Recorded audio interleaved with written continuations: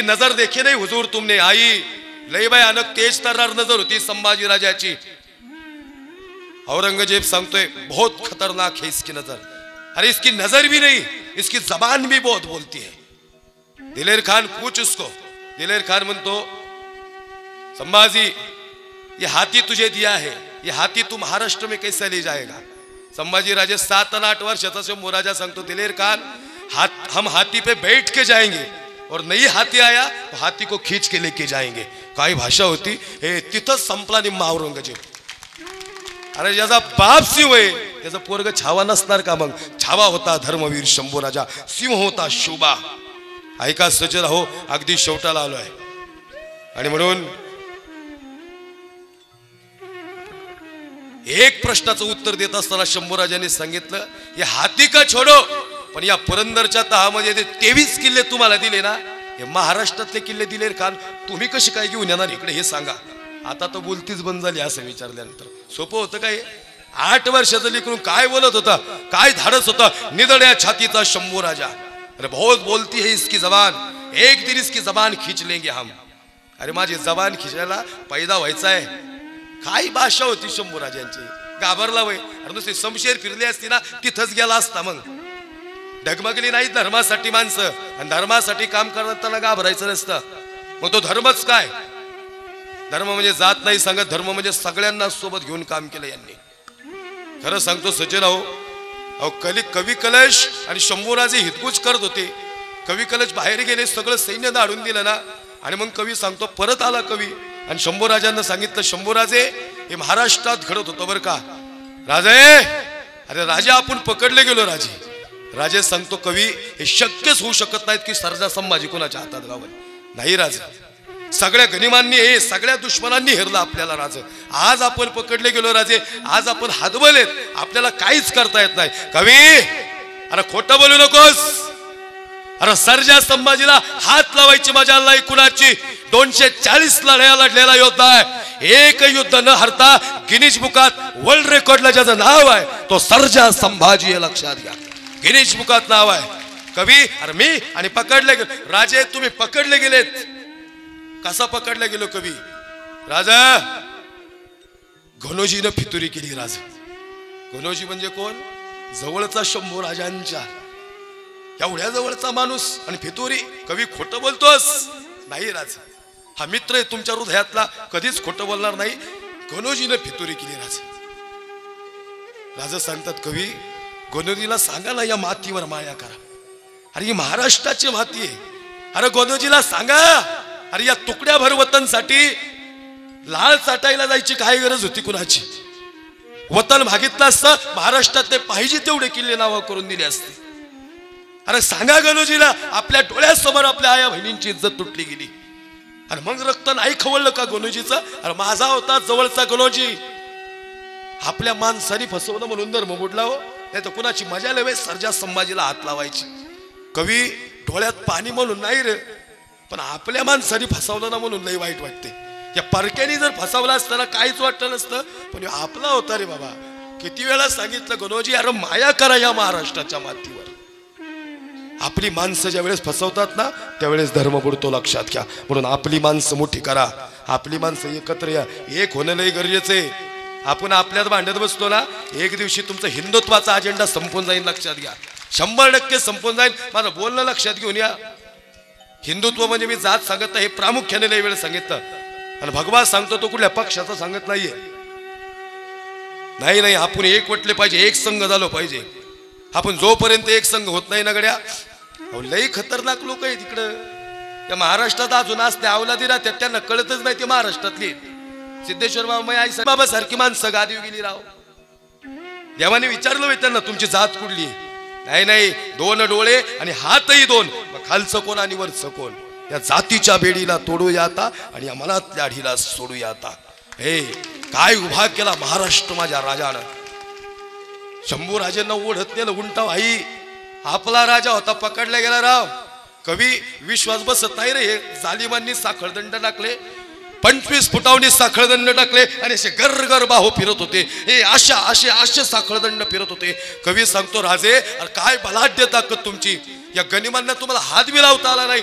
25 फुटावनी साखळदंड टाकले तेव्हा तुम्ही पकडले गेले राजे. पण या धावपळीत हा कवी पडला तरी तुम्ही तुमच्या कवटाळ्यात तुम्ही उचलून घेतलं कवीला. कवी अरे मित्र तो नाही रे जो मित्राला अडचणीत सोडल. मित्र तो आहे जो मित्राला अडचणीच नाही येऊन देणार. अरे तुला अडचणीत नाही येऊन देणार रे कवी. अरे तुझ्या कवितेने प्रेरित झाला शंभू राजा.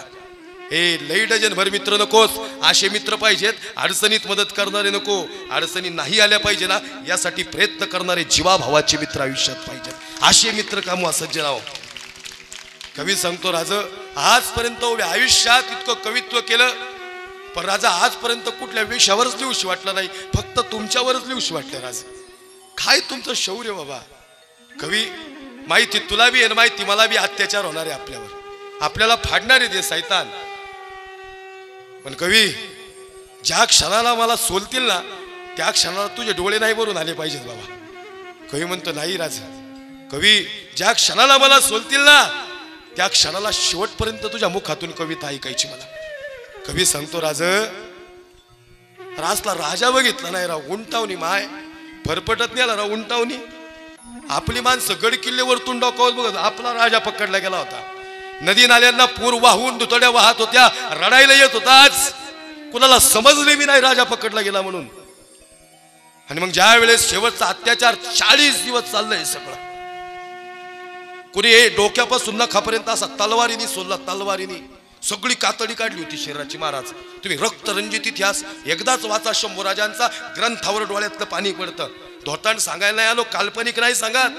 टीव्ही समोर बसलो की 3 पाठ 3 आणि 4 वाजत्यात कळत नाही गड्या. ओरिजिनल शंभू राजा असाच होता, एवढा बी हालत नव्हता. अरे कातडी सोडली मा, त्याला वाटलं एखादी आई यावीन तरी हळदीचा लेप लावा जखमेवर. या सैतानाने मिठाचं पाणी टाकलं राव अंगावर.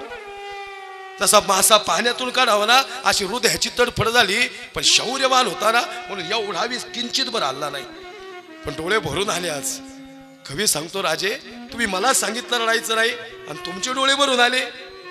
कवी अरे यांनी मिठाचं पाणी टाकलं म्हणून नाही रडत हा सर्जा संभाजी, म्हणून रडतो का तुला वाटलं? नाही, यांच्या अत्याचाराने नाही खचणारा हा राजा.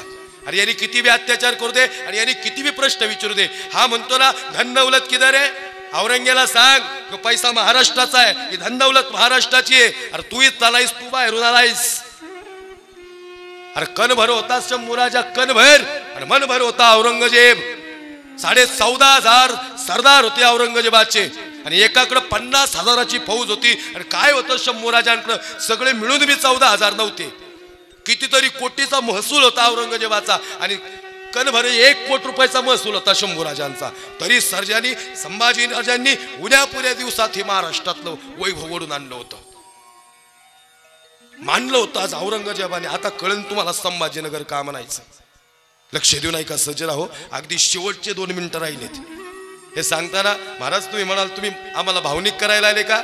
माया अजिबात नाही भावनिक करायला राव. नाही मला सांगावं, आठवण नाही काही येत नसेल, सवय लागली होती आता मावळ्यांची सोबत राहायची. हे मित्र सगळं संपलं, हे स्वराज्य एकदा सवय लागली ना आणि मग पानागत अशी झाडाची पानं गळून पडावीत अशी माणसं निघून जातात आयुष्यातली.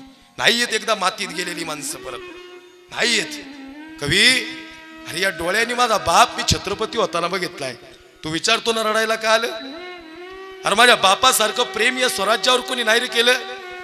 माझ्या बापाने एक शिकवण दिली, शंभू राजा एक वेळेस मरण पत्करायचं पण कुणासमोर झुकायचं नाही, म्हणून झुकला नाही हा शंभू राजा. जगी यायचा बाप व्हावा ज्याचा वंश मुक्ती सजावा. नाही झुकला, बापाने शौर्य शिकवलं कवी मला. ज्या दिवशी छत्रपती महाराज, ज्या दिवशी राजे छत्रपती झाले ना, अरे माणसं गेली होती आयुष्यात त्याशी पाखरागत निघून गेली होती. तानाजी मालुसरे जीवा भावाचा नव्हता छत्रपती शिवाजी राजांच्या. अरे जीवा भावाचे बाजीप्रभू देशपांडे नव्हते. आणि शंभूराजे कवीला सांगत होते, कवी अरे तो तानाजी मालुसरे माझ्या बापाचा जवळचा मित्र रे, शौर्यवान मावळा, हृदयातला प्राण होता. तो जाताना माझ्या वडिलांना म्हणत होता, राज जर उदय भानाने वार केला आणि पडलाच ना देह तर ते हातला प्राण जायच्या आधी एकदा मी ठिमारायला या राज तुम्ही द्यात. आणि अजून एक गोष्ट मागितली ना, मी तिथंच होतो रे, शिवराज्य अभिषेकाच्या वेळेस मी तिथं होतो. तानाजी मालुसरेंनी मागितलं होतं, राजा ज्या दिवशी तुम्ही छत्रपती होताल आणि सिंहासनावर बसताल, हे मुघल, आदिल, निजाम, हे डच आणि फ्रेंच सगळे संपवताल ना राजे, आणि तुम्ही छत्रपती व्हाल ना, त्या दिवशी तुमचा तानाजी जिवंत नसेल, पण त्या दिवशी तुमच्या तानाची अंतःकरणातून आठवण काढा आणि मग सिंहासनावर जा. आज ती माणसं आठवतात रे कवी, काही विलक्षण निष्ठावंत माणसं होती. निष्ठावंत भाव भक्ताचा स्वधर्म, ही धर्मावर जागणारी माणसं होती कवी. राज लई त्रास होतोय गाव. राजा सांगतात कवी नाही सांगू शकत, नाही सांगू शकत. राज तुमची जीभ काढणार आहेत आणि हे सैतान तुमचे डोळे काढणार आहेत. त्या औरंगजेब तुमच्याकडे बघतोय, तुमच्याकडे बोलायला बघतोय. हे त्या औरंगजेबाचे सहकारी म्हणत होते, हुजूर मनात काय चाललंय. हुजूर म्हणते एक बार उसके सामने खडा रहना है. हुजूर उसके सामने मी मत जाओ, एका झापडीत उलटा करीन तुम्हाला. त्यो बांधलाय तरी वाघ आहे. त्याची डरकाळी फुटली ना, त्याच्या नजरेत तो मारून टाकतो. हुजूर त्याला एवढा सोललाय तरी तो हालत बी नाही, डुलत बी नाही. अरे कुछ भी नाही बोला. अरे हुजूर काहीच सांगणार नाही, त्यो काहीच सांगणार नाही. तो एवढा बी तुम्ही काय विचारा हुजूर त्याला. अरे ही जैसा पुत्र फिर हमारे मुल्क में क्यों नहीं पैदा होता. अरे असा संभाजी राजा सारखा, ए निकम्मो, अरे कैसी है ये तुम्हारी फौज, फिर एक भी नहीं हमारे इसमें ऐसा. इस जैसा पुत्र हमारे मुल्क में क्यों नहीं पैदा होता. हे औरंग्या, धर्मवीर संभाजी राजा कुठे बी जन्माला नाही येत. संभाजी राजा जन्माला येतो महाराष्ट्राच्या मुशीत आणि छत्रपती शिवाजी राजांच्या कुशीतात. हे जगी ऐसा बाप व्हावा, ज्याचा वंश मुक्ती सदावा. महाराज शेवट मागत होता, अल्लाह औरंगजेब तेरा नेक बंदा तेरे पास आ रहा है. अरे हमने आंखें निकाल दी इसकी, फिर भी आंखें नहीं झुकाई हमारे सामने. अरे नाही बोलत होते, याचे डोळे 8 वर्षाचा होता, पण तप्त सळ्या घेतल्या आणि सडकन सळ्या डोळ्यात घातल्या. हे बुबुळ दिसत होती, गरगर फिरत होती. आई जीभ बोलत होती ना, नाही ती जीभ हे राहत नव्हता औरंग्याला. हे जबान काट दो इसकी, बहुत बोलती है इसकी जबान. 8 साल का जब बोल रहा था ये, तभी काटी होती तो ये दिन आया नहीं रहता. हे काटो इसकी जबान. हे कुणीतरी हात धरला, कुणीतरी पाय धरला, कुणीतरी वडून धरत होता, कुणीतरी वडून धरत होता, पण जीभ बाहेर निघत नव्हती. अरे निघेल का जीभ. अरे कुणाची जीभ. सिंहाच्या जबड्यात घालून हात मोजून दात जात सांगणारी मराठ्याची जीभ होती, बाहेर निघत नव्हती. महाराज कोणीतरी नाक आणि नरड दाबलं ना, तेव्हा जीभ बाहेर आली आणि सपकन वार झाला.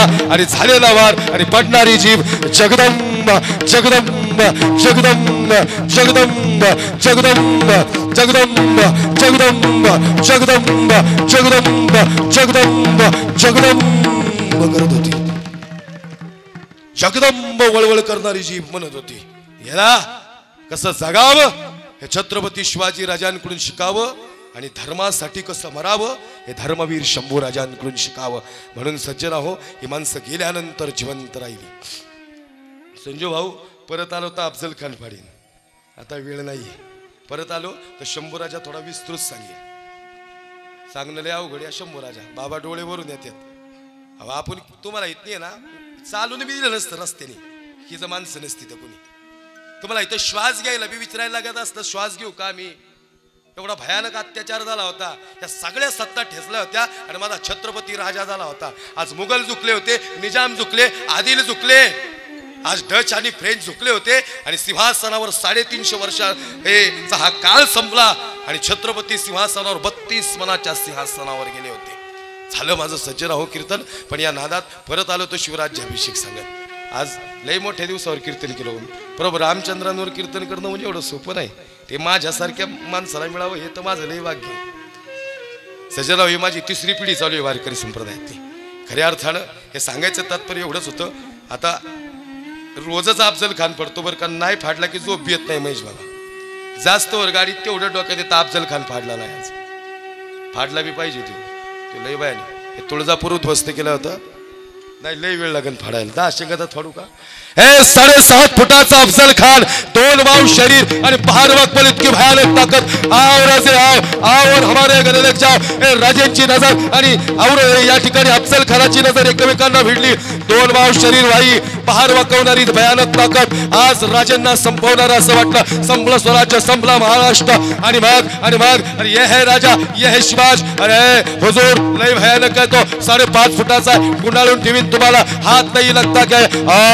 राजे आओ और हमारे गले लग जा राजांनी मिठी मारली अफजल खानाची मिठी पडली पण ती पहाड वाकवणारी ताकद वाऱ्यांचा आहे या ठिकाणी सुसराट आणि अशी अशी अशी अशी मिठी सिद्धेश्वर बाबा श्वास घेता येत नव्हता राजाला श्वास संपला लालवंद डोळे पांढरे शुभ्र डोळे असा धरला राजाला संपला राजा संपलं स्वराज्य राजा म्हणतो आई हे जगदंबे हे महादेवाला या ठिकाणी याचना केली महादेवापर्यंत आवाज गेला देव के देव महादेव हर हर महादेवची शिवगर्जना हृदयातून निघत होती यांनी आपली मंदिरं फोडली या सैतानाने आपले देव फोडले यांनी आपल्या आया बहिणींची इज्जत तुटली याच्या हातून मरायचं नाही भगवा होता कमरेला भगवा काढला भगवा म्हणजे शान भगवा म्हणजे मान भगवा म्हणजे अभिमान आणि भगवा म्हणजे महाराष्ट्राचा स्वाभिमान तो भगवान प्रेरणा देत होता राजाला आणि मग संपला राजा अशी मिठी पडली एकच मुखातून पुन्हा एकदा ना जगदंब जगदंब जगदंब हरे हरे हर हर महादेवची शिवगर्जना होत होती जगदंब नावाचा नगर घोषणा या ठिकाणी तुळजापूर आठवलं देवी आठवली देव आठवले मंदिर आठवली मंदिर उद्ध्वस्त झालेली आठवली आई ताकद आहे तुझ्या राजाला चिलकत होता अंगाला अफजल खानाने वार केला कटारीचा वार हुकला वाघ नके होती ती शहाजीराजांनी दिली होती सबकन अफजलच्या गोटात खपकन कोताला बाहेर काढला दगा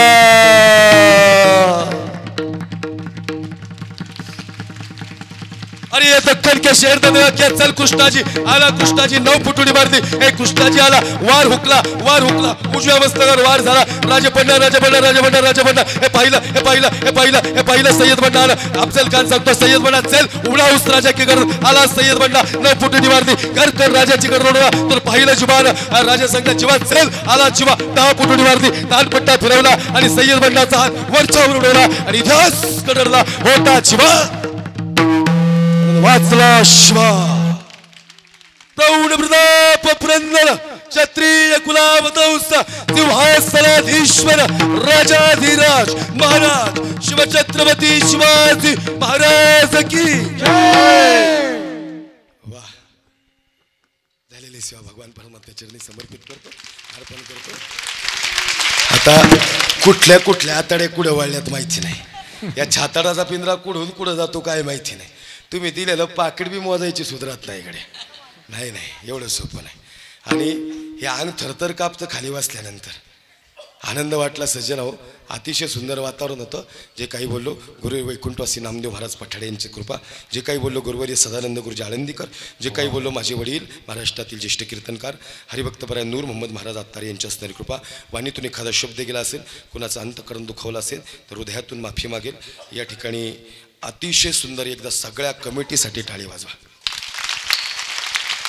या कार्यक्रमाच्या अनुषंगानं एकच आव्हान करतो तुमच्या देणगीतून आणि वर्गणीतून हा कार्यक्रम उभा आहे त्यामुळे इथं पुकरायांच्या आधीच तुम्ही भरपूर आणून द्या कारण की त्यांना अजूनही 6व्या वर्षी मोठा कार्यक्रम करता येईल या ठिकाणी तुमचं हे परम कर्तव्य धर्मासाठी आणि देवासाठी दिलं पाहिजे या ठिकाणी सगळ्यांच्या चरणावर या ठिकाणी साष्टांग प्रणिपात करतो सिद्धेश्वर बाबा आज तुम्ही वेळात वेळ काढून खूप दिवस तुम थे करके मुझे एनर्जी थी या ठिकाणी आमचे आपल्या भागाचं गावचं भूषण